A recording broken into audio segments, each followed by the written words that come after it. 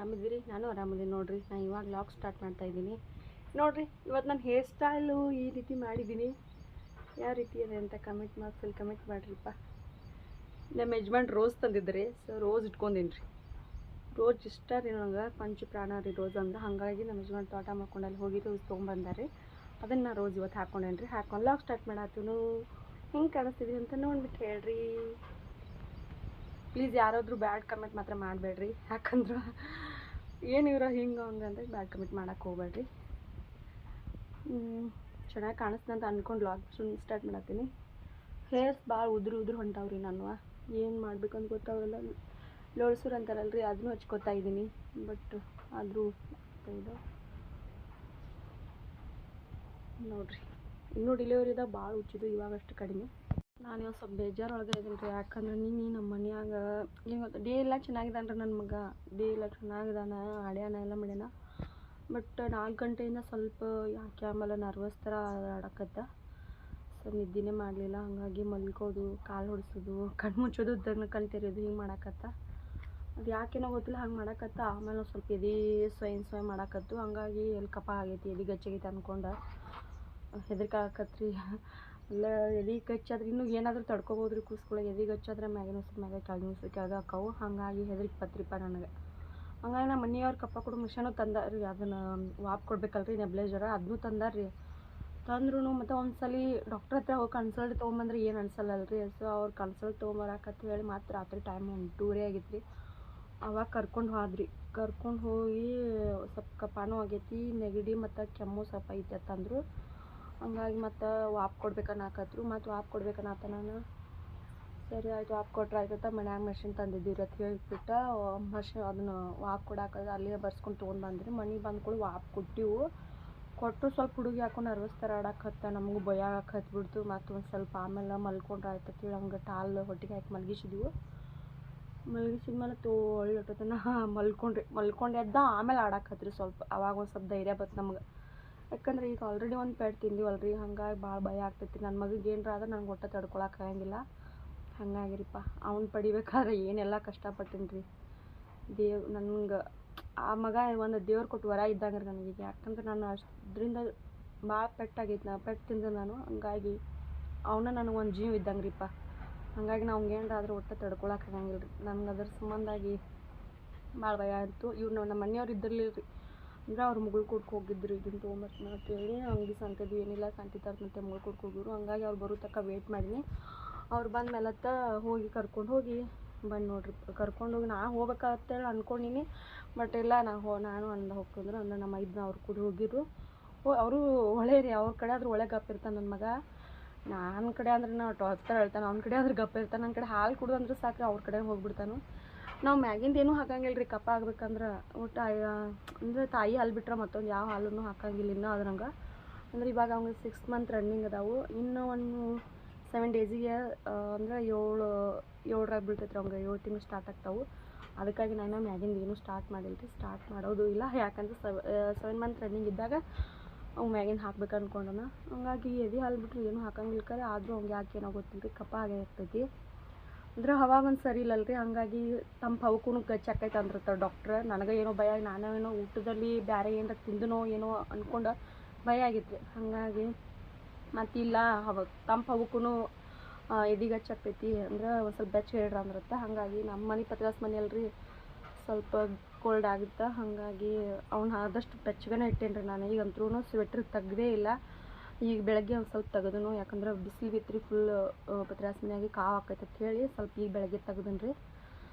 ನನಗಂತೂ ಭಾಳ ಅಂದ್ರೆ ಭಾಳ ಭಯ ಆತ್ರಿಪ್ಪ. ಯಾಕಂದ್ರೆ ನನ್ನ ಮಗಗೆ ಯಾಕೆ ಹಿಂಗಪ್ಪ ಅಂದರೆ 1 ಮಂತ್ ಅವ್ನ ಹಾಸ್ಪಿಟ್ಲಲ್ಲೇ ಇಟ್ಟೀನಿ ರೀ ನಾನು. 1 ಮಂತ್ ಹುಟ್ಟಿದವು 1 ಮಂತ್ವರೆಗೂ ಹಾಸ್ಪಿಟ್ಲಲ್ಲಿ ಅದಾನಲ್ಲ. ಇನ್ನಾದರೂ ಆರಾಮಾಗುತ್ತೆ ಅಂತ ಅಂದ್ಕೊಂಡ್ರೆ ದೇವ್ರ. ಅದು ನನಗೆ ಇಷ್ಟು ಯಾಕೆ ಹಿಂಗೆ ನನ್ನ ಲೈಫಲ್ಲಿ ಆಟ ಆಡತ್ತೇನೋ ಗೊತ್ತಿಲ್ಲ ರೀ. ನನಗಂತೂ ಸಾಕಾಗಿ ಹೋಗೈತ್ರಿಪ್ಪ. ಇನ್ಮ್ಯಾಗ ಅದ್ರ ದವಾಖಾನೆ ತಪ್ಪತ್ತು ಅಂದ್ಕೊಂಡಿನಿ.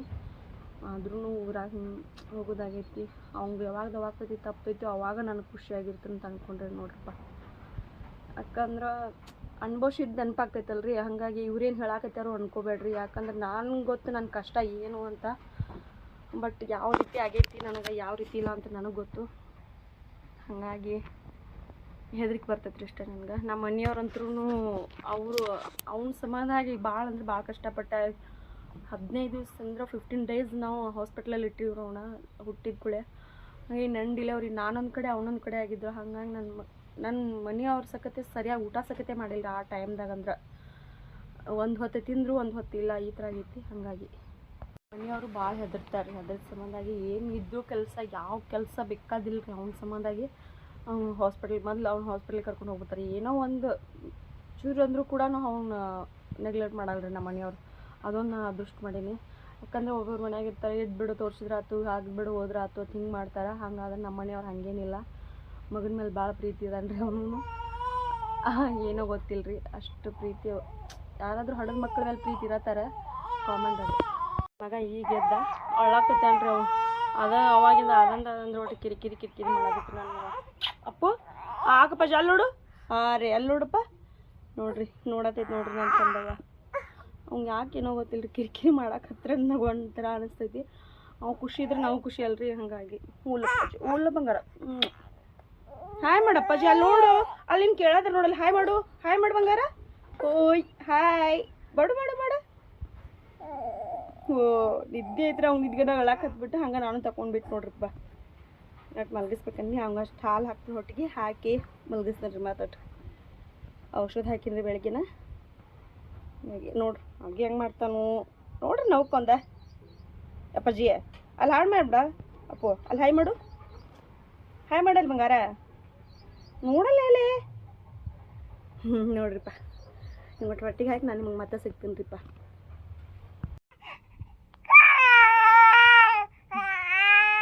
ಬೆನ್ನು ನೋಡೋದನ್ನ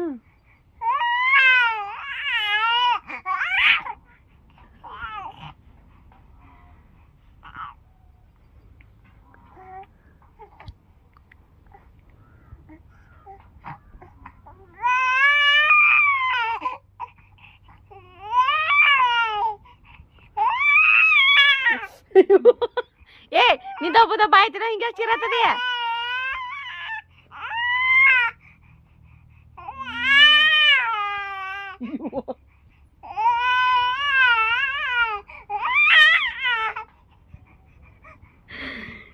ಲಂಗುಟಿ ಕೊಟ್ಕೊಂಡ ನೋಡ್ದಲ್ಲ ಲಂಗುಟಿ.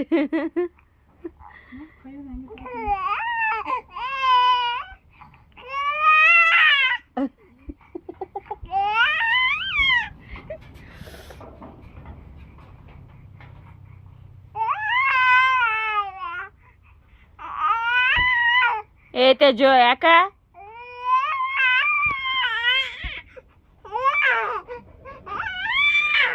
ನೋಡೋಲ್ಲ.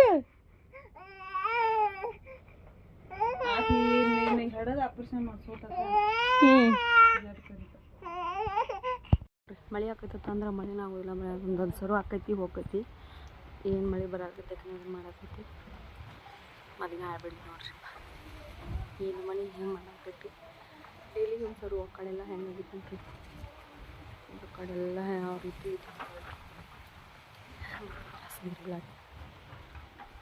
ನೋಡ್ರಿ.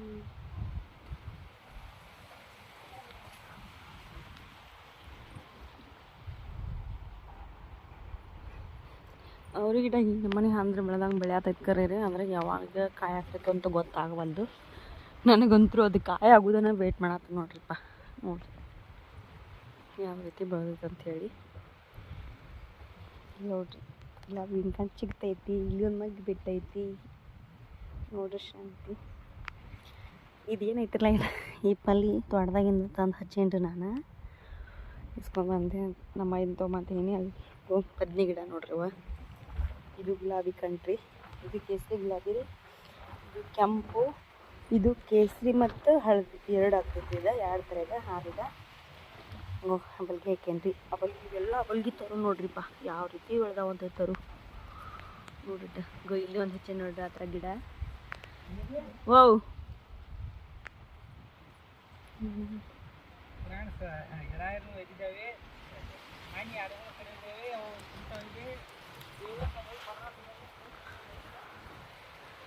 ಬದ್ನಿ ಗಿಡ. ಇನ್ನೊಂದು ಬದ್ನಿ ಗಿಡ ಐತಿ, ಇಲ್ಲಿ ಬದ್ನಿ ಗಿಡ ಐತಿ. ಇಲ್ಲಿ ಬದ್ನಿ ಗಿಡ ಹಚ್ಚಿ ನೋಡ್ರಿ. ಬದ್ನಿ ಗಿಡ ನೋಡ್ರಿ, ಬದ್ನಿ ಗಿಡನ ಮನೆ ತಕ್ಕ ಇದು ಹೊಲ ಇಲ್ಲ ಏನಿಲ್ಲ ಮನೆ ತಕ್ಕ ಏನೋ ಒಂದು ಮಾಡ್ಕೋಬೋದು ಕೈ ಪಲ್ಯ ದುಡ್ಡಿಲ್ಲ. ನನಗೆ ನೇಚರ್ ಅಂದರೆ ಭಾಳ ಇಷ್ಟ ರೀ. ಹಿಂಗಾಗಿ ಮನೆ ಹತ್ರ ಎಲ್ಲನೂ ಹಚ್ತೀನಿ. ಇಲ್ಲೊಂದು ಗಿಡ ಹಚ್ಚೀನಿ ನೋಡಿರಿ ಇಲ್ಲಿ ಅದಾವ ಅಲ್ಲಿ ಗಿಡ ಇದು ಕಾಣ್ತಿರ್ಬೋದು ನಿಮಗೆಲ್ಲ. ನೋಡಿರಿ ಮಳೆ ಹೋತು ನಮ್ಮ ಇದು ಹೊಂಟ ನೋಡ್ರಿ ಅಲ್ಲಿ ಕಾಣ್ತೀನಿ